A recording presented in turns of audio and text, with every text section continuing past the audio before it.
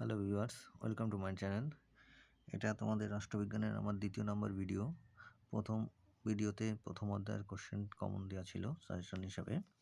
এটা তোমাদের দ্বিতীয় অধ্যায় দেখো টোটাল রয়েছে 6 মার্কস। এর ভিতরে একটা আসবে 2 মার্কের কোশ্চেন, একটা আসবে 4 মার্কের কোশ্চেন।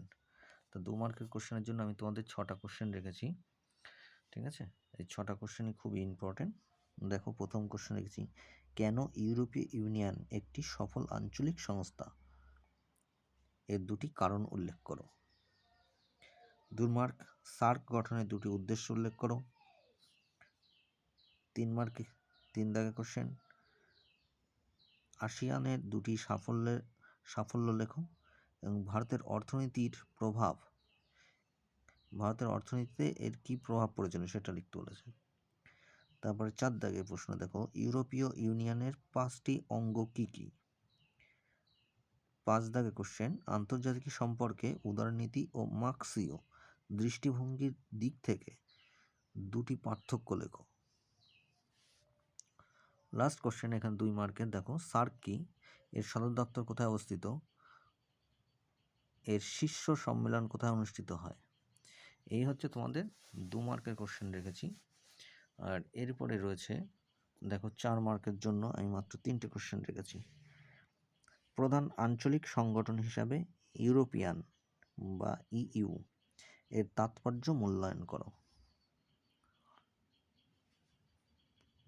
2 দাগের কোশ্চেন, সার্ক কি, একটি সাফল্য সংগঠন, মূল্যায়ন করো। অথবা সার্ক কি, এর সাফল্য ও ব্যর্থতার কারণ লেখো। 3 দাগের কোশ্চেন, আসিয়ান সংগঠনের উদ্দেশ্য বা কারণ ও মৌলিক নীতিগুলি লেখো। এই হচ্ছে তোমাদের 4 মার্কের কোশ্চেন দ্বিতীয় অধ্যায় থেকে। আর তৃতীয় অধ্যায়ের কোশ্চেন রেখেছি আমি তোমাদের, তৃতীয় অধ্যায় থেকেও আসবে 6 মার্কের কোশ্চেন, একটাই আসবে 6 মার্কের কোশ্চেন, ঠিক আছে? তো দেখো, এখান থেকে তোমরা অবশ্যই একটা কমন পেয়ে যাবে। এর মধ্যে আমি তোমাদের 3টে কোশ্চেন রেখেছি। প্রথম কোশ্চেন হচ্ছে, বিষনয়ন কাকে বলে, বিষনয়নের প্রকৃতি আলোচনা করো।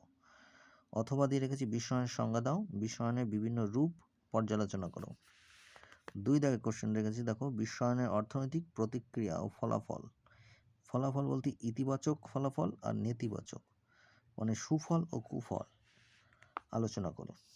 লাস্ট কোশ্চেন রেখেছি, দেখো বিশ্বায়নের বৈশিষ্ট্যগুলি লেখো। এই হচ্ছে তোমাদের তৃতীয় অধ্যায় থেকে 6 মার্কের কোশ্চেন। আমার এই ভিডিওটি ভালো লাগলে অবশ্যই একটা লাইক করবে এবং বন্ধুদের কাছে শেয়ার করো।